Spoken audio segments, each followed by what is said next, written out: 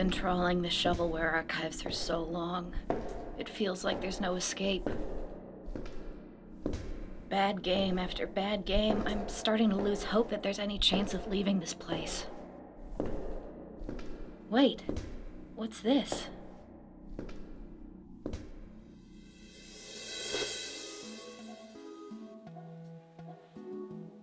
Where am I?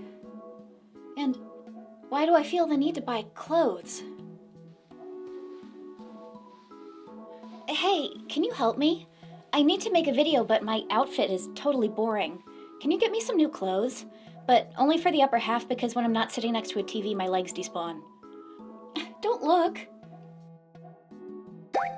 Sweet, but it can't have green on it or else it's gonna end up see-through. Oh, come on. That's better, but could I get something with long sleeves? It's pretty cold out. Oh, there we go. How about some accessories?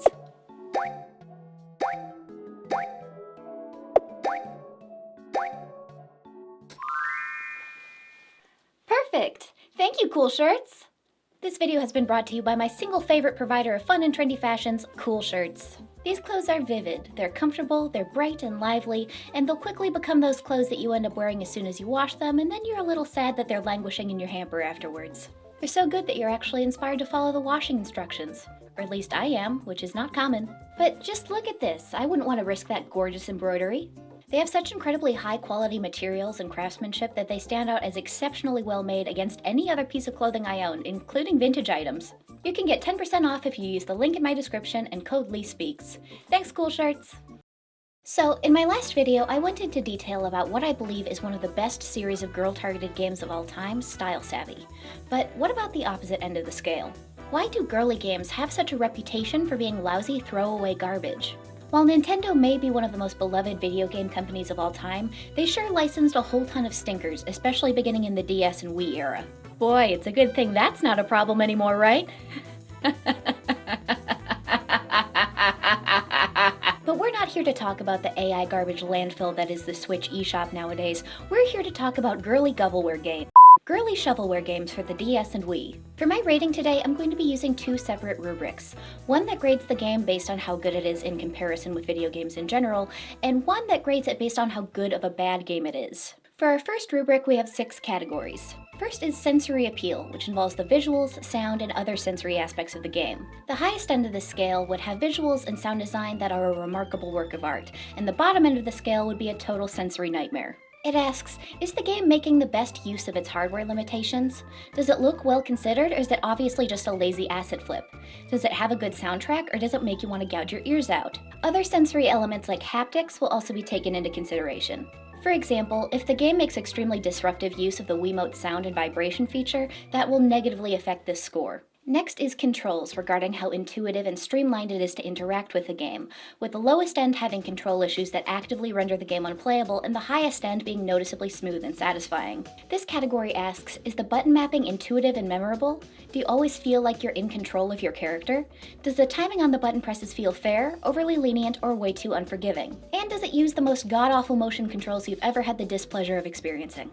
Then there's gameplay, which asks the question, is it fun? A game that would get 5 points for gameplay would be engaging, interesting, and would have minimal or no sections of gameplay that feel remarkably weaker than the others.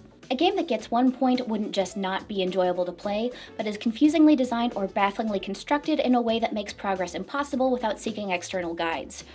Or it's just built so poorly that progress becomes impossible altogether. Next is narrative, which is the only one that's going to be graded on a 3-point scale. No narrative elements aren't exactly an indicator of a bad game in a more broad sense, but they're generally expected in the realm of girly games. A game that has no story or world building will be graded as a 1, but a game that has vivid and interesting storytelling will be graded as a 3.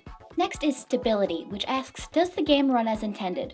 A 5 in this category would be a game with 0 glitches, 0 crashing, and 0 latency issues, frame dropping, or other problems with performance. A 1 in this category would be a game that experiences glitches or crashes that are so severe as to ruin the experience or render the game unplayable. Finally, there's playability, which asks, how long do I want to play this? At the top end of the scale are games that are much more difficult to stop playing than the other way around.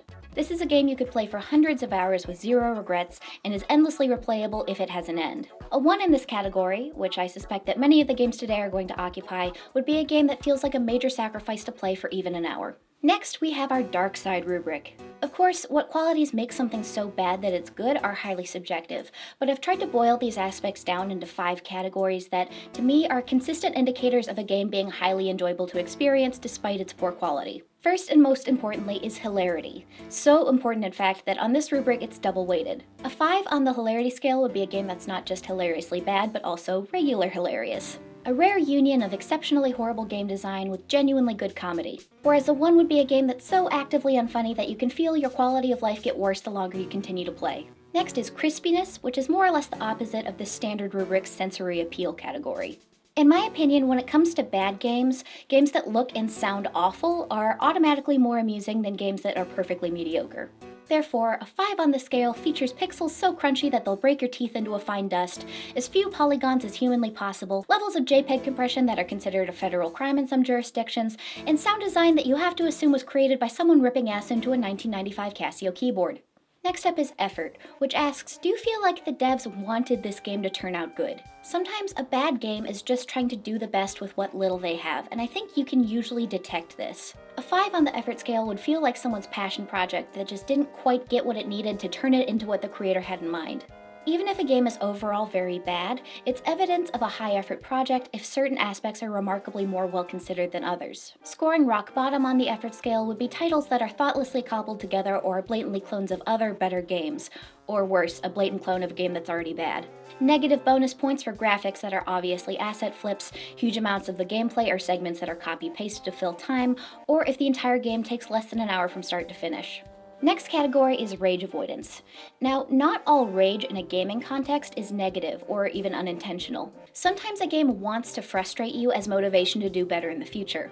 But the difference between rage as a feature and rage as a bug is where that rage is directed. Are you mad at yourself because your sausage fingers accidentally mashed a button that made you ground pound into the abyss for the 5th time in a row? Or are you mad because you're absolutely certain that you pressed down in time to dodge an attack, but the game just didn't register it, and now you have to do 20 minutes of shitty platforming to get back where you were? This type of rage is quick to build resentment and reluctance to continue playing. Therefore, a 5 on this scale inspires no rage or exclusively self-directed rage, and 1 is a game that makes you want to leave your console outside in a cardboard box labeled with the word free. Finally, the only repeat category from the first rubric, playability. This time, the scale is adjusted to describe how much time I was willing to spend on the game in practice. Therefore, the middling score of finishable has been adjusted to a 5, with a 4 being a game that I was willing to play across several days, a 3 being good enough to play for several hours, a 2 being able to be played for up to an hour, and a 1 being tolerable for less than even an hour. A game that's finishable but too short to be played across several days will be sorted into whatever category describes its length, unless it's abnormally replayable, which I doubt will happen. After the scores are tallied, I'll assign them a grade based on how they fell on the rubric, with the standard score being slightly bottom-weighted because having decent stability is a bare minimum. Quick disclaimer, for the sake of video recording, all of the games for Wii I will play on my Wii U, and all games for DS will be emulated. I'll try to take into account when things are out of whack as a result of emulator issues and not an inherent flaw of the game itself. First, we've got Teen Queen the Clique. This one is loosely based off the Lacey Harrison novels of the same name, making this the only licensed game on this list based on a novel. In this game, you're a new student at the absurdly named Octavian Country Day, which everyone exclusively refers to as OCD. OCD is an all-girl school. Excuse me, I got that wrong. I meant all-bitch school. Every single person in the school is out for blood and will only make conversation beyond insulting you if you're dressed in a way that fits in with their clique, with the sole exception of Claire. She's the protagonist of the novel series and has been relegated to tutorial helper after getting fired from the role of main character. The cruelest of them all are the group of popular girls, also known as the Pretty Committee, comprised of Dylan, Alicia, Kristen, and the queen bee, Massey. In order for the girls at the school to deign themselves to speak with you, you need to wear an outfit that gives you enough points to fill up their clique meter. Each week of the game corresponds to a different clique. You collect new outfit items by shopping, and you need to work part-time jobs in order to have money to shop. You can just work the same shift over and over on the same day, and so I just kept grinding the one that gave me the most payout, a barista gig, until I had enough money to buy all of the clothes that were for sale for that week in a single go. Once you're fashionable enough for their tastes, you can start getting buddy-buddy with the various cliques. You can do this by either trading gossip or completing favors, which are usually in the form of fetch quests. Once you fill up the Clique's trust meter, which does not take very long, you get an invite to their party, which you can skip to as soon as you end a school day with a full meter. You start with the eccentrics, or the emo kids, which is the only clique that you have enough clothes to fit in with at the beginning of the game. After you've ingratiated yourself with them, you get invited to your first party, which gets the ball rolling on this game's love triangle story. You first meet Simon, your childhood friend and known geek, and then this guy Cody, who I guess is supposed to be the popular playboy kind of archetype, even though he's easily outmogged by the guy who canonically LARPs. Well, that is, Simon looks fine until he emotes it all. No, don't smile! Your player character falls in love with Cody instantly because she's an idiot. Once the weekend ends, you ditch your new eccentrics friends without so much as a second thought and turn your attention to the mathletes because you heard that Cody will be at their party that weekend. You learn that Cody and one of the pretty committee members, Dylan, have some history, and this turns into drama once the party rolls around. You then plow through the art clique, the jocks, and Stan Twitter, all while pursuing Cody and making Simon sad and jealous. During the final week, you start sucking up to the popular girls, and at their party, you reject great value 2011 Justin Bieber and confess your feelings for Simon instead. Apparently, there's been a whole vicious rumor campaign against you for the entire game, which is more of a tell and don't show kind of thing, and Massey admits to being behind it all. And then you get up on stage and disavow the concept of cliques. And then Massey officially accepts you into her clique. Roll credits? I cannot even begin to comprehend what this game is trying to say. Nothing really captures this game's confused messaging like the pop diva party. At this party, you meet the fictional pop idol Tiffany Simpson and tell her that her lyrics about choosing to be true to herself have been your inspiration for how to approach your life at this new school. And like, what? Are you hearing yourself? What part of this game is conveying just be yourself? Is it the part where you're a ruthless social climber with no reservations about spreading rumors to bolster your own social status while undermining others? Is it the part where you completely change your appearance to fit in with whatever group is personally convenient to you at that moment? No one calls her on this, by the way. There's never a moment where anyone's like, wow, you've really lost yourself in this whole social rat race. Have you ever stopped to consider how this might be making you into a worse person? Not even from Claire, our game's unaffiliated Jiminy Cricket type. No, the player character just comes to the conclusion that all cliques are BS at the end of the game without doing any introspection, and then gets accepted into the popular group anyway. I'm not familiar with the source material, so I can't speak to if it also has these issues with confused messaging, but I'm not sure what this game was trying to convey, and I don't really think the devs had much of a clue either. This game has a pretty good soundtrack and loves a pop rock moment as much as any Mattel doll movie. The graphics strike a nice balance between looking crispy and looking good. The settings in particular are a highlight. All of the areas in this game, your house, the school, and the mall, look fantastic. I also think the 2D character sprites are pretty cute and appealing despite the intense levels of compression. This game is also pretty inclusive with its choice of player characters, which is something that you don't always find even in games that are otherwise good. What's less good are the 3D character sprites. I found this game pretty funny, both on a conceptual level and in terms of the writing. It's definitely not consistent, and some of the dialogue comes across as extremely lame, but there were a few moments where I laughed out loud just from the text of the game itself, like this moment at the end where one of the girls announces to you that she keeps oatmeal in her purse. The absurdity of the setup and the extreme levels of cattiness of the NPCs also made me laugh, so it scores pretty high at the hilarity scale. While the settings and character interactions felt pretty solid, the main thing that holds this game back is the gameplay.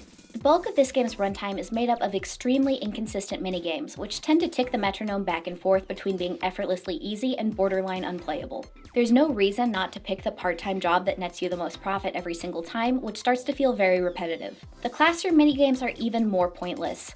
I don't think there's any incentive at all to get good grades beyond completing a few of the Clique quests, and there's also nothing stopping you from completely filling your class schedule with whatever minigame you find the easiest over and over and over.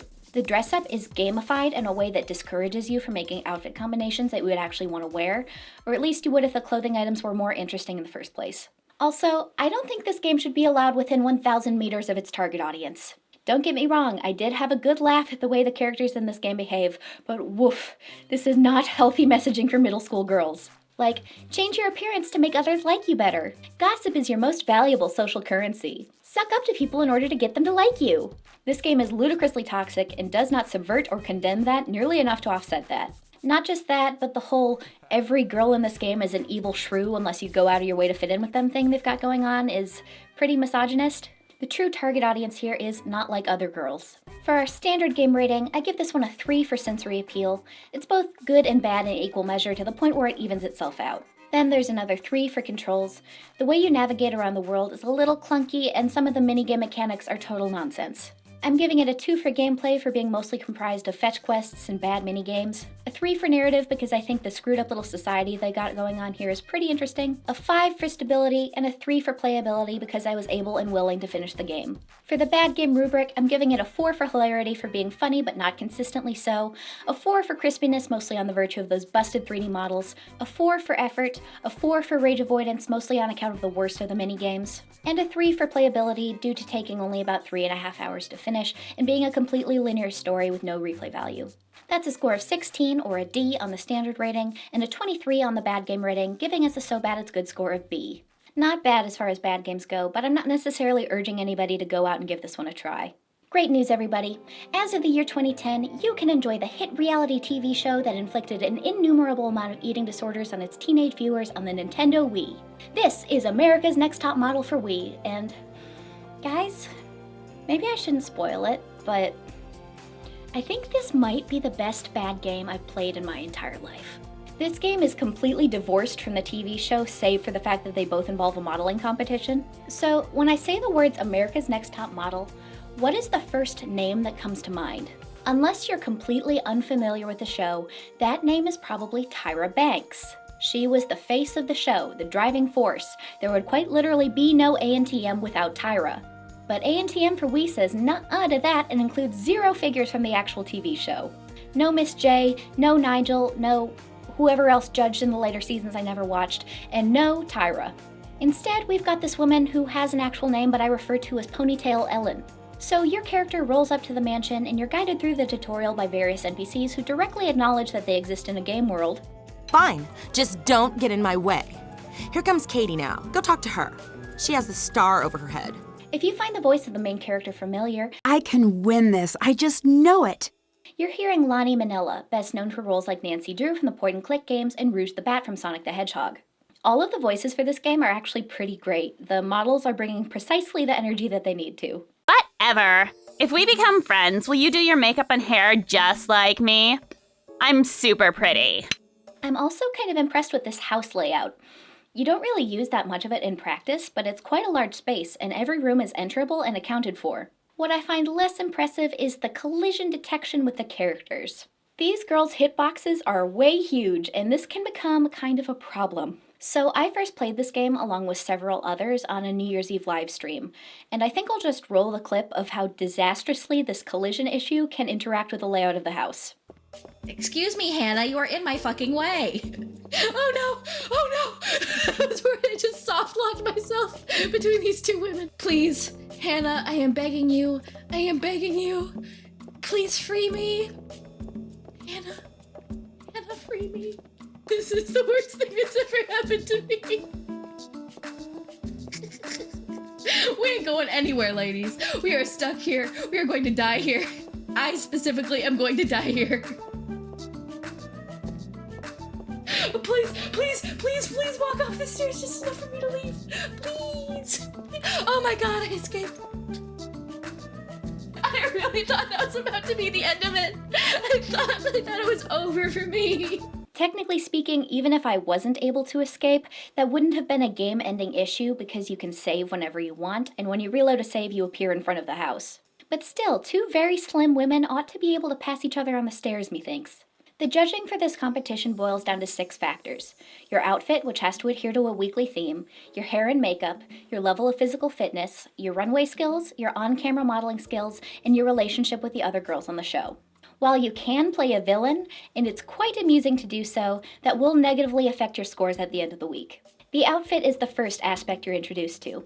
You're given a small selection of clothes at the beginning of the game, and you can expand this by visiting the city and going to the boutique. You're given a fixed daily allowance, so you need to carefully consider what you're buying, or else you could run out of money and not have enough clothes that fit the theme.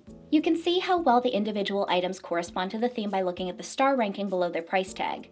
3 stars means perfect for the theme, and 0 stars means totally off theme. Next aspect you're introduced to is fitness. Your fitness will drop by nearly 1/4 of the meter per day, so you're expected to regularly complete these exercise mini-games.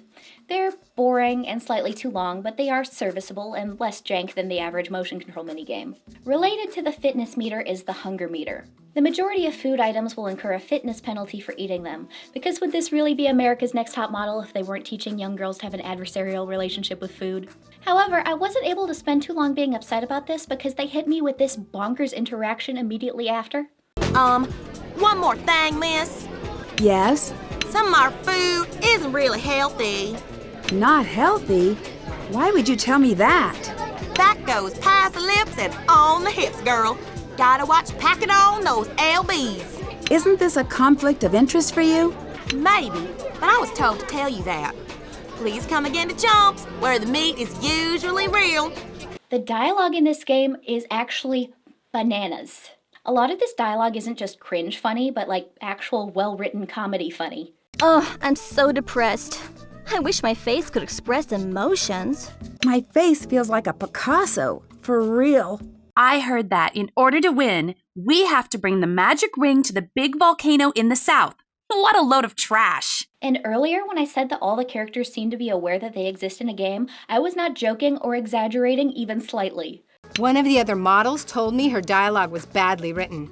I have no idea what she means. My dialogue is fine as it is, isn't it? Or is it?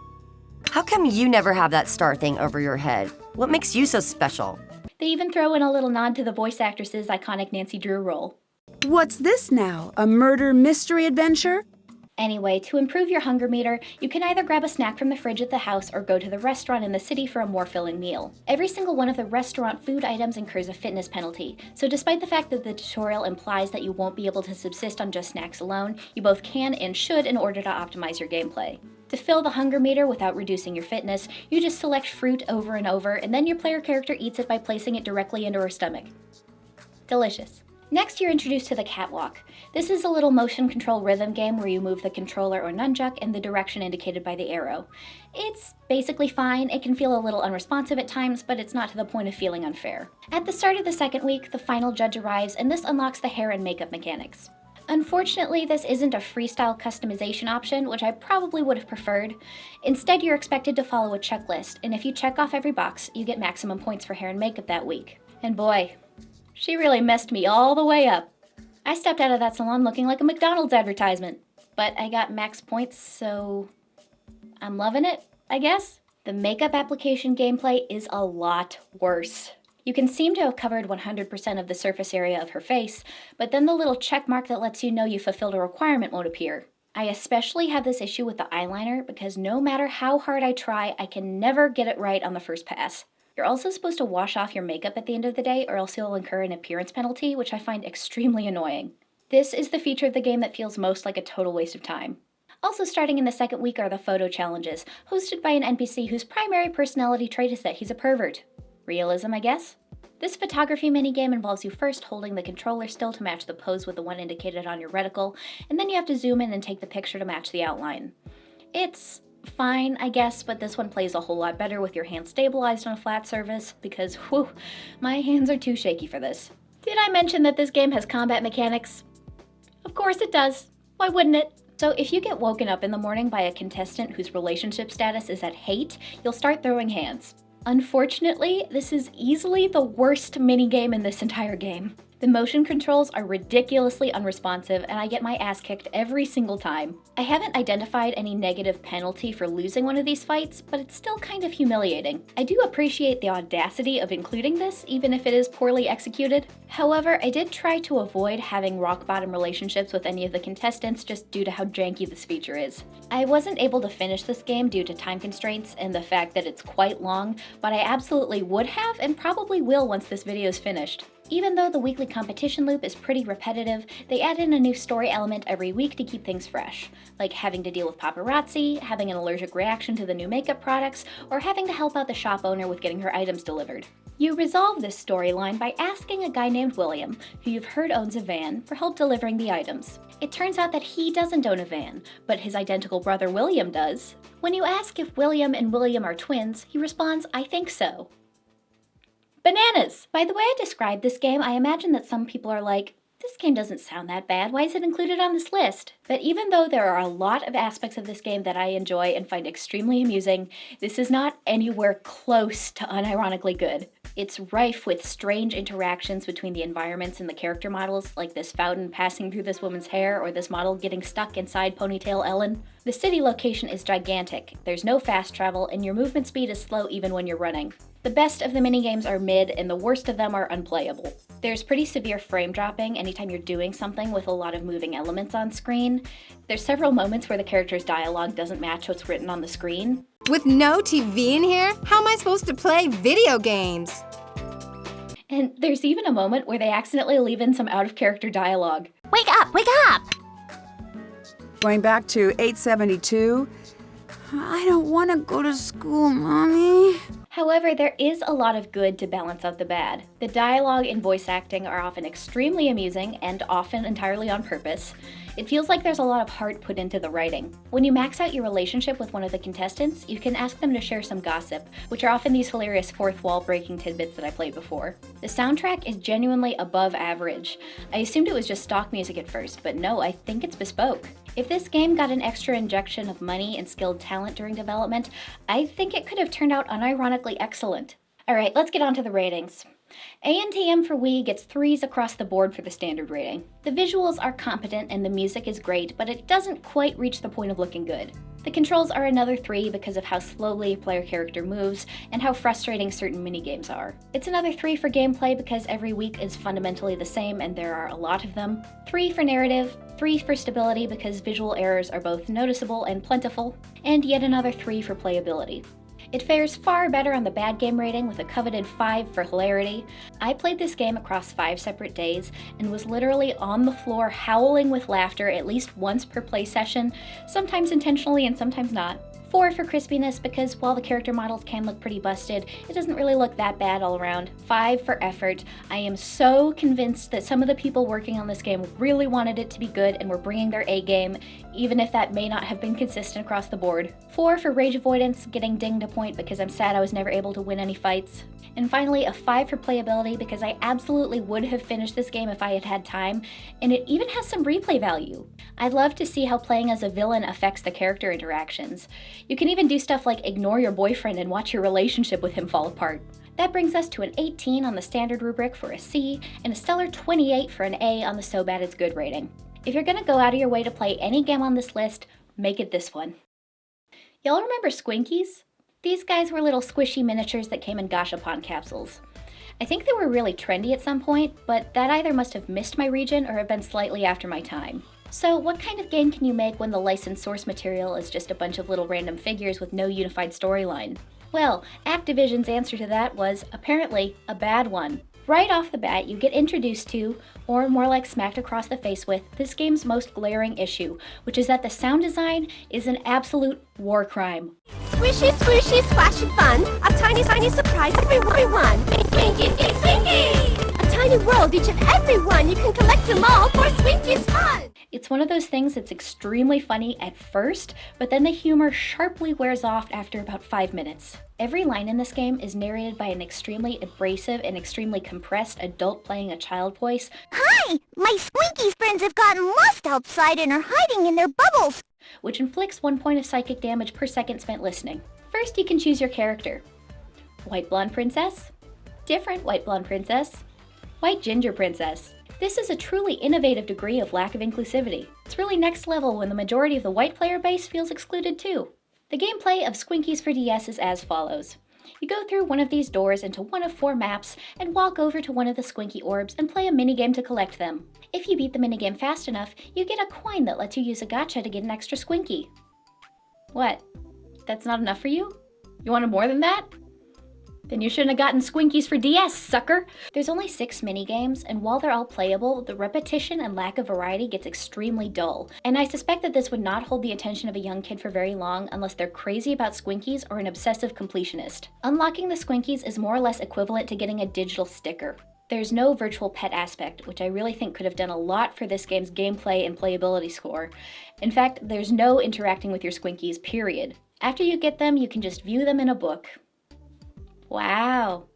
Fun. This game has about 10 minutes of unique gameplay, and the remainder of the runtime will have you interminably completing these minigames in order to collect those crispy JPEGs. And if that's not enough to convince you that no one on Earth's time is best spent playing this game, let me circle back to that Guantanamo-level sound design. I hope you like the sound of feigned, childlike laughter because you're going to be hearing quite a lot of that.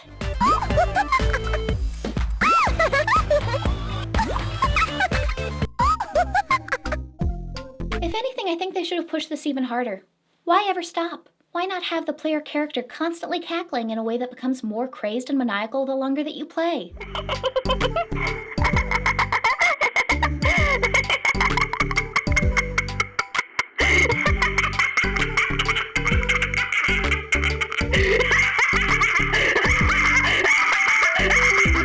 Well, I think it would be an improvement. This sound design is mostly just extremely annoying, but there's one minigame in particular where it makes me extremely uncomfortable.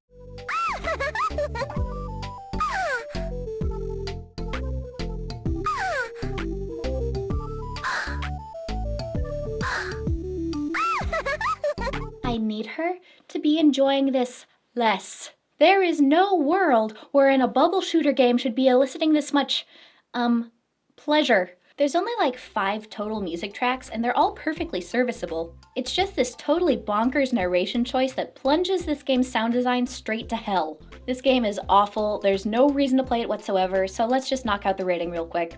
2 for sensory appeal, mostly escaping a 1 on account of the fact that the music is fine and most of the other graphics are fine. 3 for controls, 2 for gameplay, 1 for narrative, 4 for stability, and 1 for playability. On the bad game scale, we've got a 2 for hilarity since the novelty of that awful narration wears off real fast, 5 for crispiness, 1 for effort, 3 for rage avoidance, mostly on account of the fact that it will slowly drive you insane. I was only willing to play this game for 20 minutes total, giving us a 1 for playability. That's a score of 13, or a D on the standard game rating, and a 14 for yet another D on the bad game rating.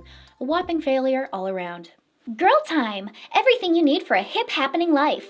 This one's a bit of an oddball. I wouldn't exactly call it a game in the first place.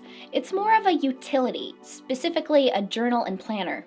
At first I thought maybe this title wouldn't have enough content for me to justify including it on this list, but I very quickly changed my mind. So this is an application centered around being a journal and planner. That sounds pretty easy to make, and even to make well. All you need is a clean UI, functional buttons, and a keyboard. A standard, QWERTY, or alphabetical keyboard.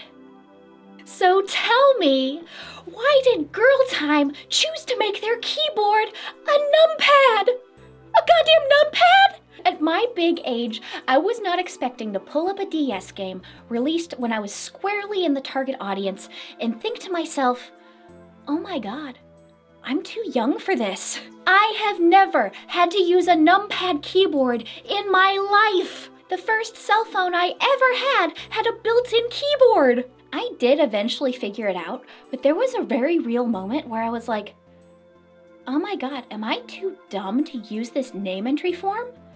Am I about to be defeated by filling out my profile? But good lord, how cumbersome. This is how people used to text all the time? You people live like this? And it is not difficult to do a normal keyboard on the DS, even with the sideways layout. Style Savvy did it just fine.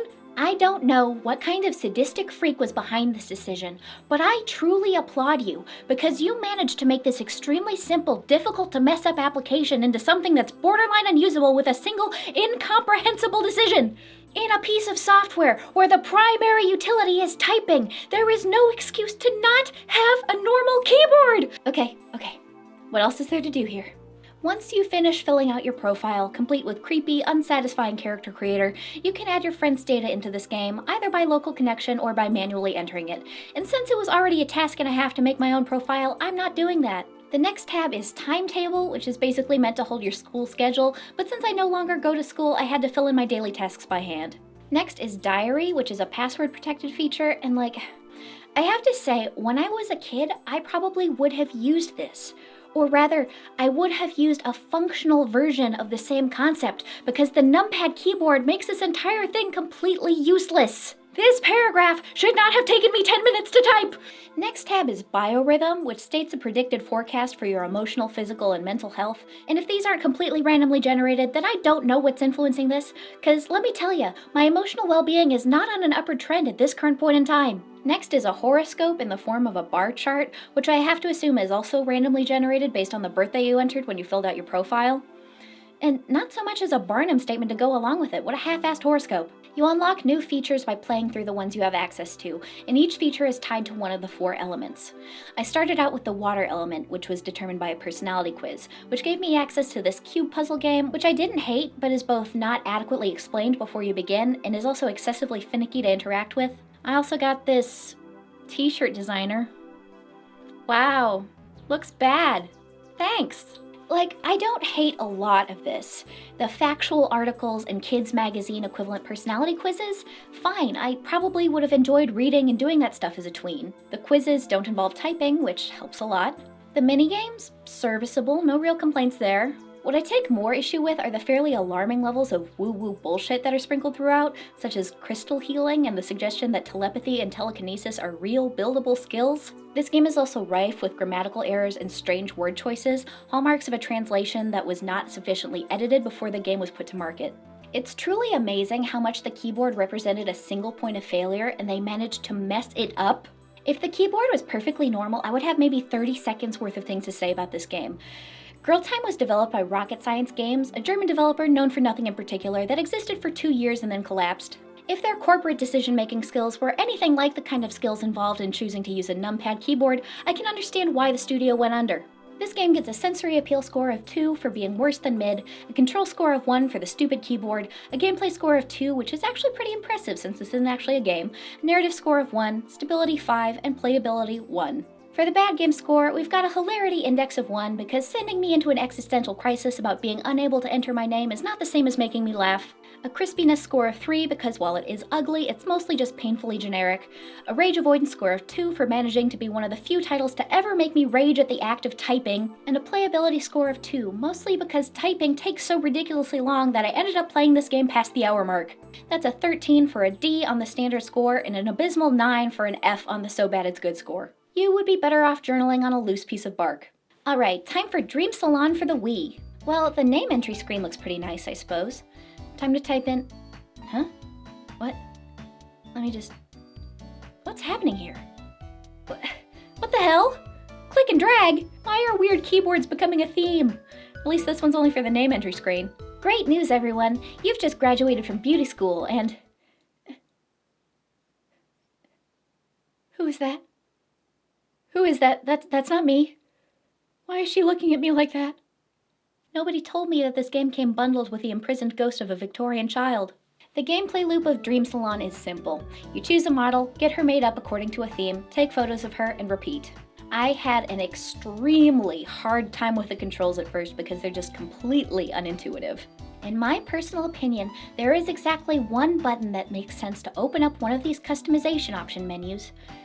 A. Why would it ever not be A? But no, this game is too good for the A button, and so the button to open up the menus is left arrow. Okay, fine. Let me just scroll down and take a look at the options. It's not... Oh. So, in order to view the option below your current one, you press the up button. And to move up, you press the down button. I did not get used to this for the entire time I spent playing this game. Most of the makeup application is basically fine. You just press A and wiggle the brush across the relevant area, but I genuinely thought the mascara was broken at first because it just freezes on the screen and doesn't do anything when you press A. Apparently you have to frantically wiggle the Wiimote to make it apply. I generally prefer the makeup application to be an interactive process in this type of game, but it's just not well executed here. For the first level, I hope you like the colors red, orange, yellow, and green, because that is literally all you're given to work with for all of the categories, including hair, mascara, and contacts. Wow, looks great. The more you progress, the more color options you unlock, so this isn't quite so stifling once you complete a few levels, but Jesus, the increased options do not offset how awful this game is to look at. These character models are the stuff of nightmares. And this game isn't uniformly ugly. The UI elements and peripheral graphics look fine, even nice, but these character models are just a black hole from which no light can escape. This gets so much worse when you move on to the photography section. So, I consider myself to be extremely bad at 3D digital art. I took 2 classes on it in college and barely scraped by, and I was particularly terrible at rigging. I could just never get the figures to move correctly. And these rigs look like something that I would have made. Look at those elbows! Look at those shoulders! Look at those knees! Those goddamn knees! She articulates like a bendy straw. Yet another unrealistic beauty standard we're pushing on young women. So, you can zoom in or rotate the camera angle to accomplish the impossible task of capturing a flattering angle on these girls, and you can choose between having them sit or stand. Okay, let's make her sit. Alright, so we're going with her, I guess? Oh, she turned around.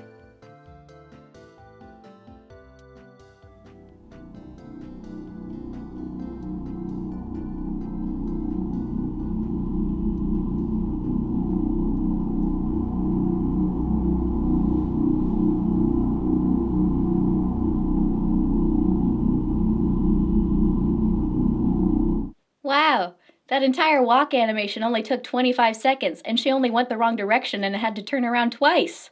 I have to assume at some point somebody was like, no, we can't just jump cut to her sitting in the chair, that would break the immersion. And what a decision that was. Also, I'd just like to point out that there is no foundation option in the makeup, so why does the face not match the body even slightly? What is going on here? The atrocious ugliness of this game would be hard to stomach in any genre, but this is a makeover game. It is fundamentally about beauty and glamour. And this is just beyond the pale in terms of hideousness. This is quite possibly one of the nastiest looking games I've ever played. Time for the rating. I'm giving this one a 2 for sensory appeal, narrowly escaping a 1 on the merit of its decent looking UI, 2 for controls for being just barely past the threshold of playable, a 2 for gameplay for being extremely samey and far too cumbersome to be enjoyable, a 2 for narrative because there's some semblance of a storyline with this girl who gives you new assignments, a 3 for stability because I'm pretty damn sure that certain aspects are not working as intended, and a 2 for playability.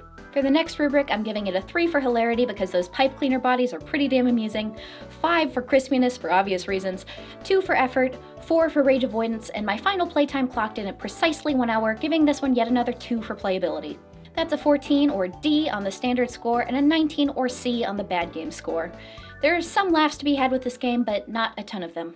Action Girls Racing, for when you're just too female for Mario Kart.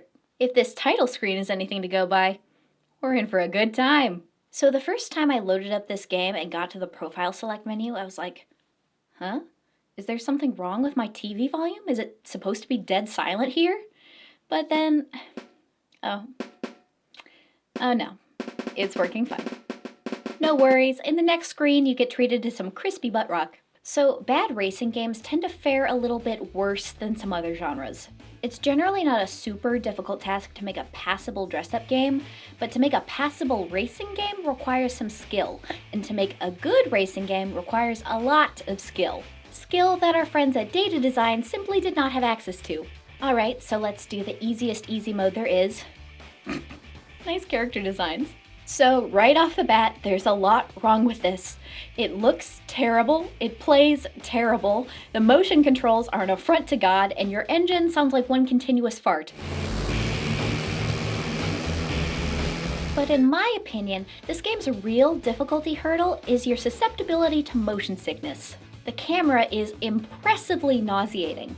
I genuinely don't know if I've ever played a game that managed to make me so queasy in such a short amount of time, including VR. It's extremely easy to get accidentally turned around, and far more difficult to intentionally turn yourself around, which ended up consistently screwing me over even when I was otherwise doing alright. On this first round, I managed to be competitive for a little while, but then I fumbled a bit too hard and fell all the way to the back.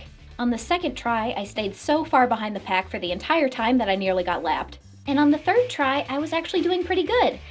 I got behind near the start, but I managed to creep up all the way back to second place. I just need to avoid getting flipped around, and then I can get my first placement that isn't rock bottom. Oh. Well, so much for that. After this point, I just gave up, partially on account of the fact that I was pretty confident that I would never improve because the only unlock level is too poorly designed for that to be feasible, and partially because of the fact that I was about 30 seconds away from throwing up. I imagine this game is slightly more entertaining with friends because then at least you can all share in the misery together instead of getting continuously creamed by the NPCs on the easiest possible setting. This profoundly broken disaster of a game gets a 1 for sensory appeal, 1 for controls, 1 for gameplay, 1 for narrative, a very generous 3 for stability, and yet another 1 for playability. For the bad game score, we've got a 3 for hilarity, 5 for crispiness, 1 for effort, 1 for rage avoidance, and I was able to tolerate this game for a total of 15 minutes, leaving us with yet another 1 for playability. That gives us our worst score yet on the standard rubric, an 8, narrowly escaping a rock bottom score of 6 on the grounds that it never crashed, and a 14 for a D on the so bad it's good score. It's awful, but might potentially be worth breaking out with a group of extremely drunk friends. Just, keep some sturdy plastic bags or waste bins handy. Best friends tonight! I chose this game because the box art really appealed to me and I was hoping that maybe it would actually be good, and I guess I wasn't totally let down. First of all, I think this game is adorable. It is so cute. I love these character designs so much. They're so 2000s and unique and fun to look at. Even the crispy 3D models end up looking pretty nice, as well as all the environments. This style is definitely kinder on some characters compared to others, but overall I'm really digging this. And those UPA style backgrounds? Adorable! What's less good than the visuals are the background tracks, which use a selection of MIDI instruments that I find objectionable. The soundtrack is pretty inconsistent. You've got track 6 that I find pretty nice.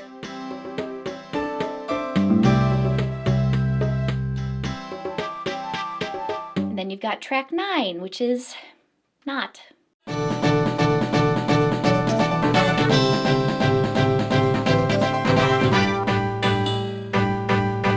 So the plot of this game is that you play a compulsive liar who fibs her way onto the production staff of a show called Teen Planet by claiming to be a rich Nepo baby. In reality, she's an orphan who's been shuffled through a procession of foster homes and picked up her lying habit along the way. Teen Planet seems to be a sketch comedy show along the lines of All That. While she was gunning for a part on the cast, she didn't make the cut, but managed to talk her way into a management role. That means the majority of this game will be spent organizing the schedules of the cast of the show and making sure they're balancing their skills, mood, and encouraging them to be friends with each other. When you first arrive, the state of things is kind of a wreck.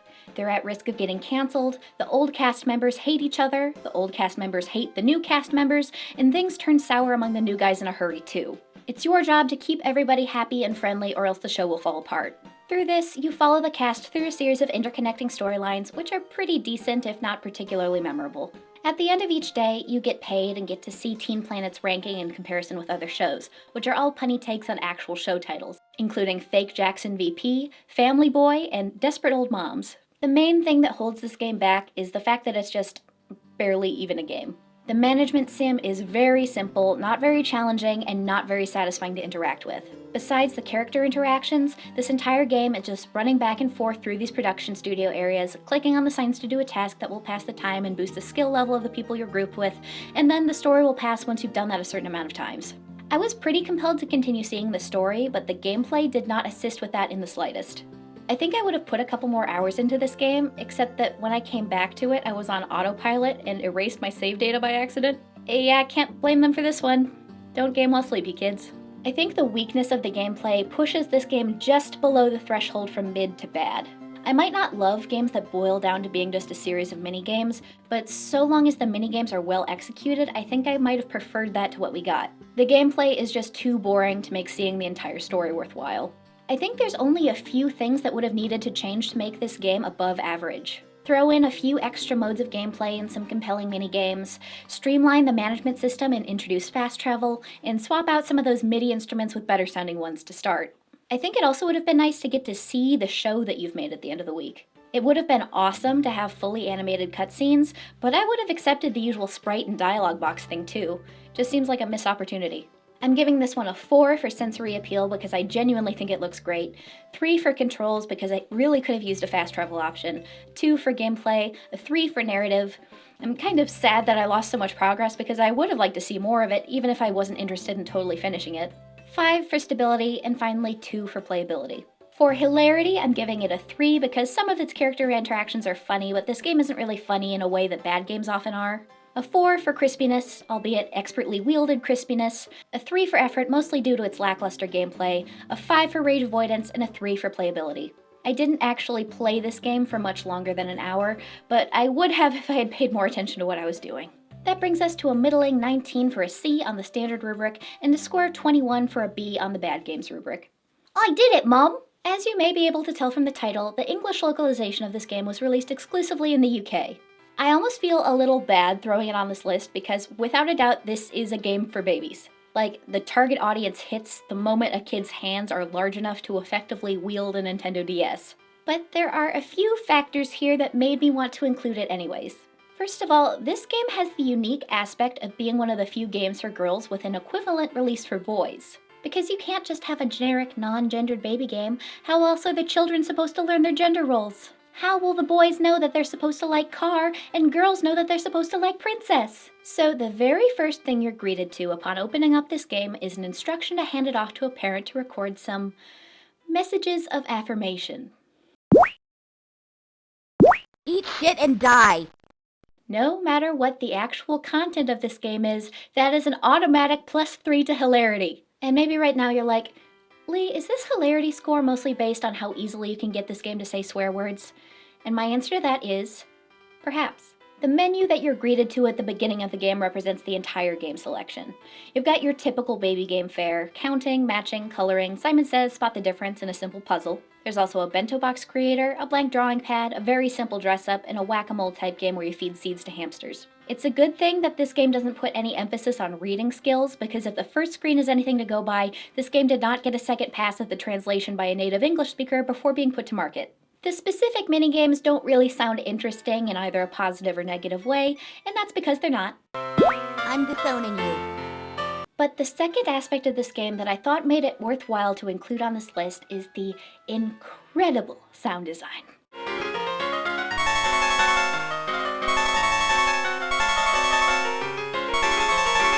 Not only do you have an ultra nasty MIDI keyboard plunking into your ears for the entire experience, the sound effects are just really something else.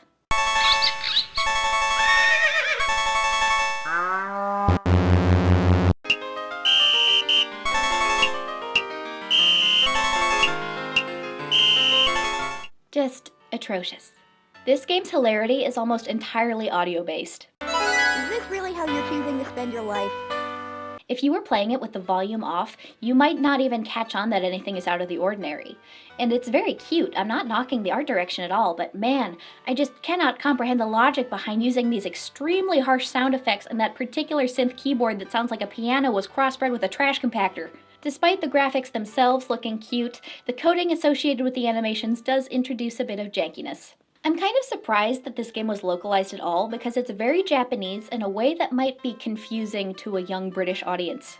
Like, I'm not sure that your average British 4-year-old will have any idea what most of these food items are in the bento box creator. I'm not necessarily saying that's a bad thing, just kind of unexpected. So the majority of the background tracks are classical music arrangements executed on the worst MIDI piano known to man.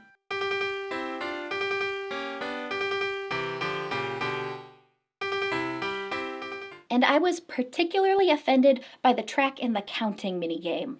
You're literally not even a gamer, bro. Well done. This is Arabesque No. 1 by Debussy. Let's do a quick side-by-side.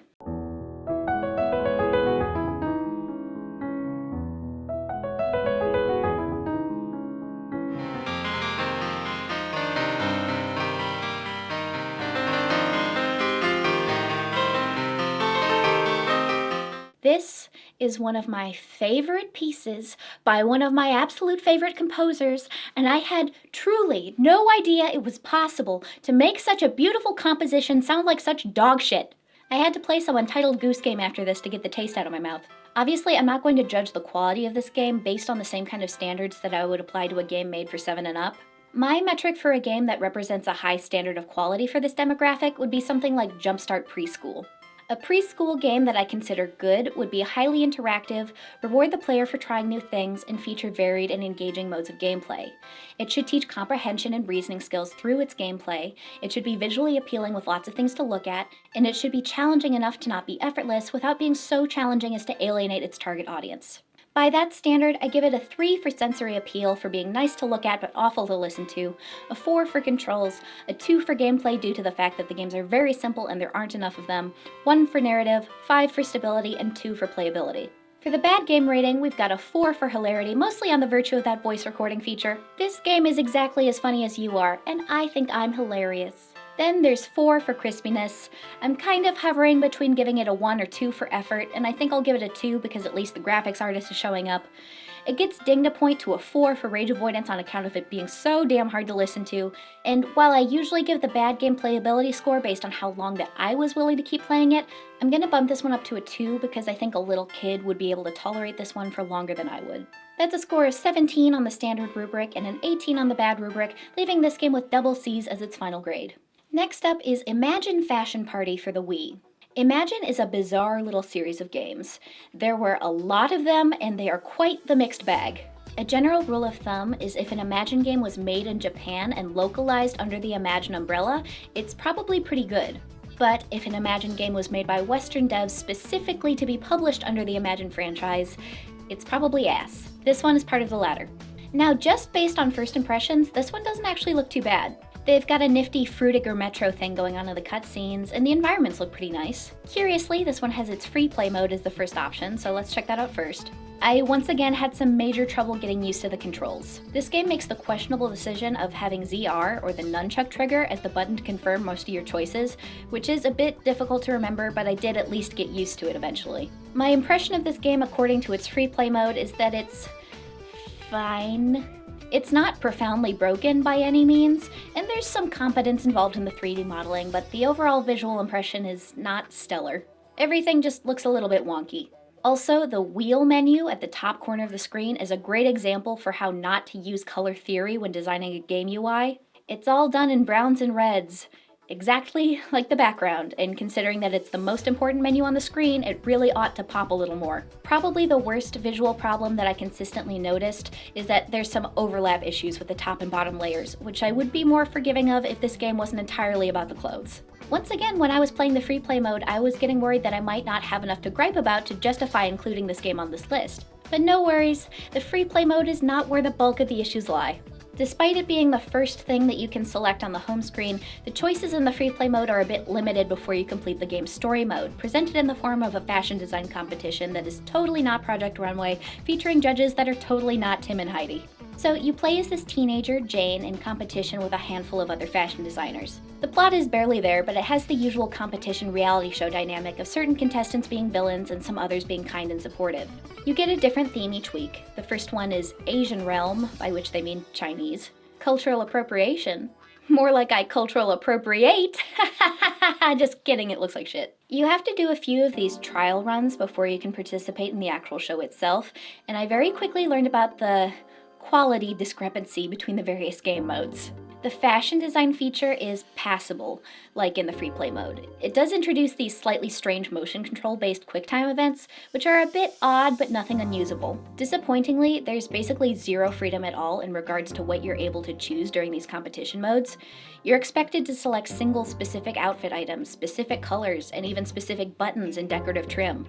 Generally, the only category where you have your own freedom to choose is the fabric type. I definitely get the impression that this game wasn't created in English, and while the translation is mostly serviceable if you overlook this weird thing that happens anytime quotation marks show up, there are a few item terminology issues that can make the instructions very confusing. For example, it wants me to select the underwear category.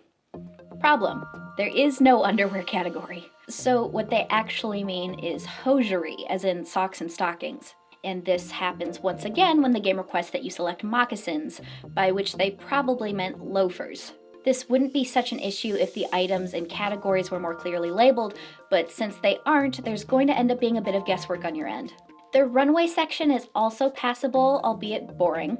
You just move the controller and the nunchuck as indicated, and if you hit the little line on the meter before the time is up, that's considered a pass. This game has an eclectic selection of runway music, none of which I can play here for copyright reasons, including Pretty Woman by Roy Orbison, I Get Around by the Beach Boys, Wake Up by Hilary Duff, and Come Back to Me by Vanessa Hudgens. These runway segments are padded at the beginning and end by an extremely unresponsive applause mechanic, which is mostly notable due to the fact that it features a woman who looks remarkably like present-day Selena Gomez.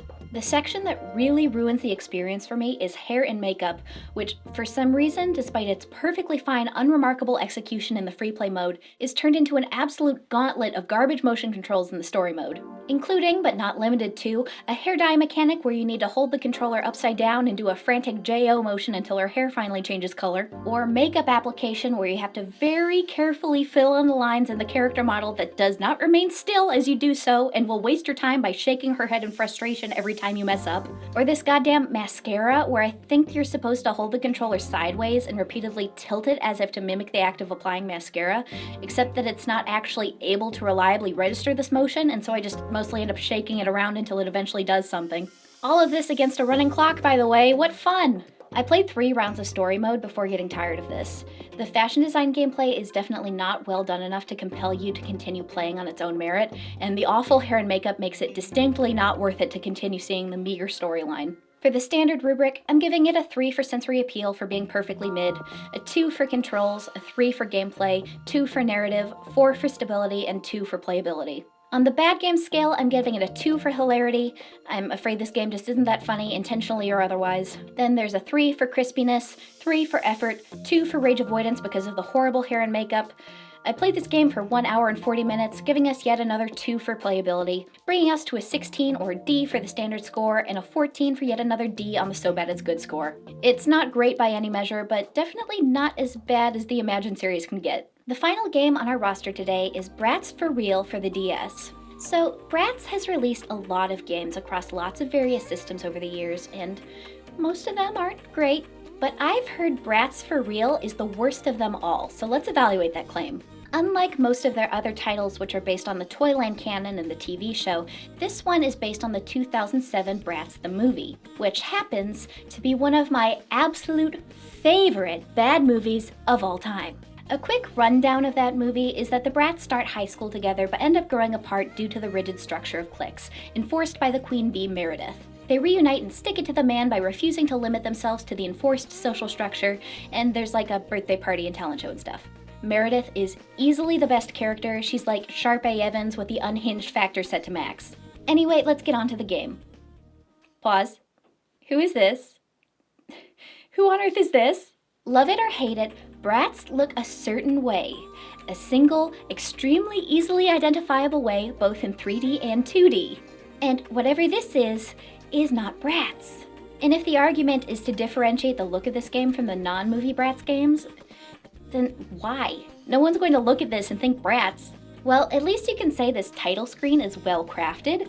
The same absolutely cannot be said of the 3D models and environments, which are truly jacking up the crispiness factor to levels previously thought impossible. My personal favorite detail is the way that the entrance to every new section of the map is executed in the form of a Wile E. Coyote-style painted wall that you can magically walk into. Looks great, guys. The 2D character sprites used in the stores don't look bad, but they do look extremely out of place. They don't resemble the 3D models, they don't even resemble the title screen art.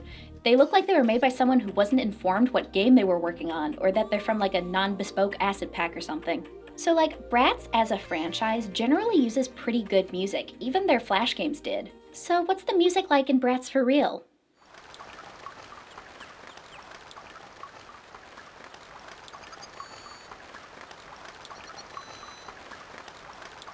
Wow, atmospheric.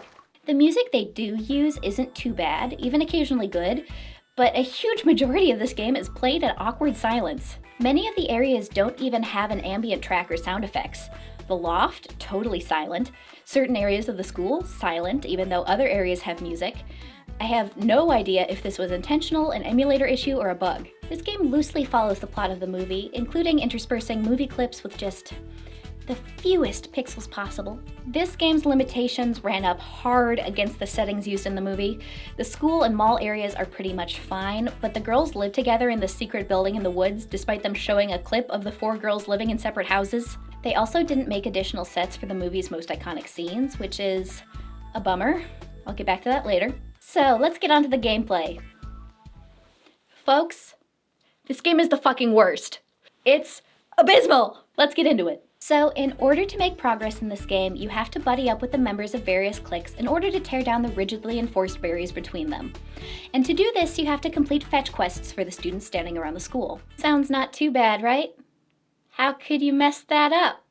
How about making the school a giant multi-section behemoth, have 0 quest indicators on the map or any clarification at all on who is where, populate the students with indistinguishable copy-pasted character models, and give the classrooms the least memorable labels possible.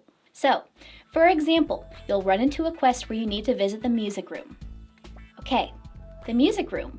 Let's check the map to see where the music room is. Room 102, room 103, room 104, room 105.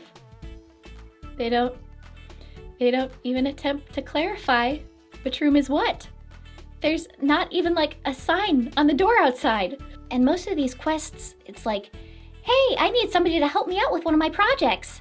And you accept the quest, and then you need to go talk to every single other student in this giant school because they give you 0 indication at all about which person is the right one to engage for this task. And then, by the time that you've found the right person, you've probably forgotten who it was who gave you the quest in the first place, which means you need to go around talking to every single student again. There's no quest markers on the map or any indication as to which person is where, and sometimes they'll even change location without warning. This game expects a level of tolerance for pointless bullshit gameplay that I think the average gamer only possessed before the year 2000. My dad doesn't like the piercing I have in my right ear. I have no idea why. Is that a gay joke? Yeah, that is a gay joke. Huh. Bratz for Real contains some of the worst minigames I have ever had the displeasure of experiencing. This first one, Assembling Desserts, is passable. It's just a little memory game, and the score calculation doesn't actually care if you get the placement right, only if you have all the right items. It's just that these desserts look absolutely gross. Mint ice cream on an apple pie? No thanks. This dancing minigame is also mostly fine, and probably would have played way better if I was using an actual touchscreen and not a trackpad. I was really fighting for my life on this one, and it's way too long. There's this one where you collect fireflies by bouncing this lantern around the screen, and this one is actually fine. The physics seem to make sense, and it responds to what you do pretty effectively. Then there's the music shop minigame, and all of these customers are thirsty for pianos, and you have to move those pianos by hitting the right note on the keyboard before it gets deselected. This seems really easy at first, but then the notes start appearing at a rate that is slightly beyond my reaction speed, and worst of all, the window for a valid button press ends slightly before the key stops being highlighted red, which is total BS. But this next one nearly broke me. So, this one's a job where you arrange flower bouquets. It's nearly identical to the dessert minigame, and that one was serviceable. So how could you mess this up? How? What about by introducing a click and drag mechanic that requires pixel-perfect precision? So at first I was like, oh, they're falling. I need to release the button right above the paper cone so the flowers fall inside. No. And then I was like, okay, I guess I need to place the flowers directly on the paper cone for it to be valid. No. There is a seemingly arbitrary, tiny cluster of pixels where the flowers need to be placed for it to count as a success. And you spend so much time fretting over the extremely exacting placement of the flowers that it's easy to forget which ones that they're expecting you to place, especially in the later rounds. And the click and drag is also extremely finicky and will often drop your flowers before you've even released them. Before I figured out where the flowers needed to be placed, I was like, I guess I've met my match. I can't complete this quest, so I can't continue playing this game. Once I did figure it out, I still wasn't able to do it well, but at least I was able to finish the quest. There were so many times during this game where I was like, I guess this is it for me. I don't think I can make progress anymore because this mandatory minigame is too ass, or the person I need to talk to is seemingly despawned, or I can't figure out where I need to go to leave this room, or I can't figure out what I'm supposed to do next to make progress. And yet, For some reason, despite all of that, I was strangely compelled to continue playing this game. And I ended up clocking in at an extremely regrettable 3 hours of gameplay. There is just something about the atmosphere of this game that's kind of fascinating. It almost comes across as a surreal indie walking simulator, which is a type of game that I often enjoy. The sections that I feel this pull most strongly are these strange dream sequences, where you're trapped in the darkened mall and have to go around fighting zombies. Another trash minigame, but it's so strange in a way I find compelling. And add this one to the list of oddly unsettling music tracks from licensed kids games.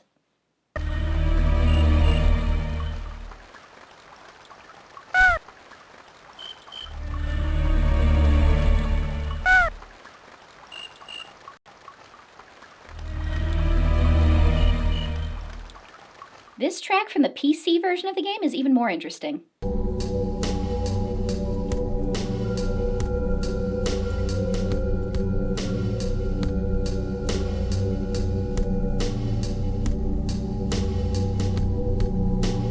Maybe I'll have to check that out one day to see how it's different.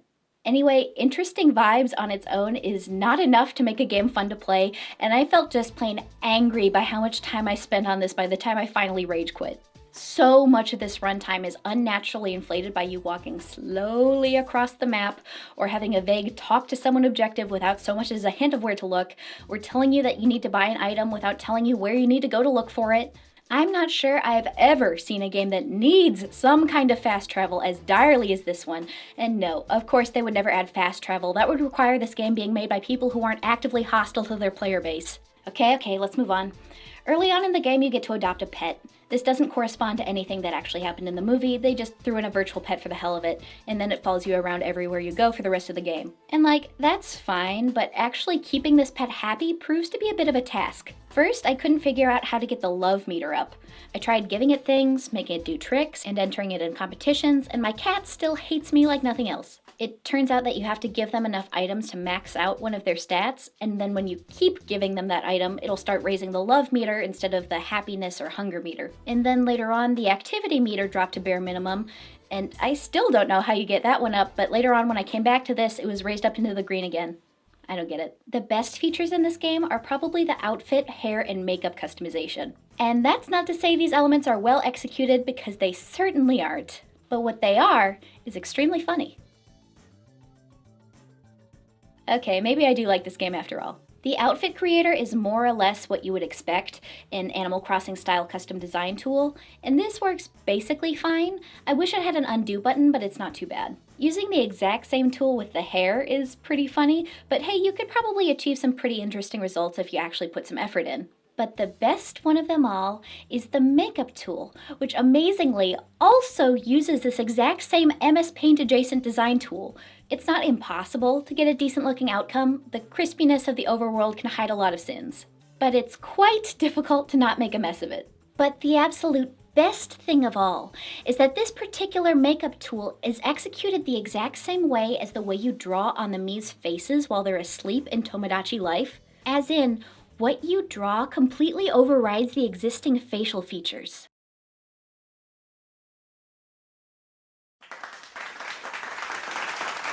By the way, anytime this game made me laugh, it would start summoning the pet over and over because that feature is reactive to noise, and then that made me laugh even harder, forcing me to put the game down and walk away until I was at least laughing quietly enough to not trigger this. I kept playing this game for long past the point where I would have naturally given up on it because I was so determined to see how they executed my favorite scene from the movie, Meredith's birthday party.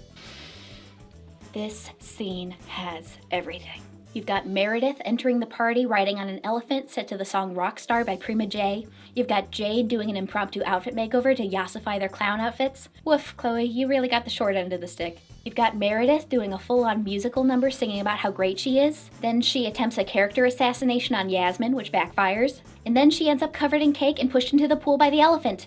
It's camp. And so, how do they execute this scene in the game? They're like, oh no, we have to wear these clown outfits for our catering job. And Jade is like, no worries, I got you. And then they play the clip from the beginning of the birthday party scene where they're like, candy quiche and pickle puffs. And then the scene ends. Ah! I was so furious at this that I quit the game and never opened it up again. I can only tolerate so much of this. Okay, rating time. I'm giving it a 2 for sensory appeal because, like, the colors look nice, I guess.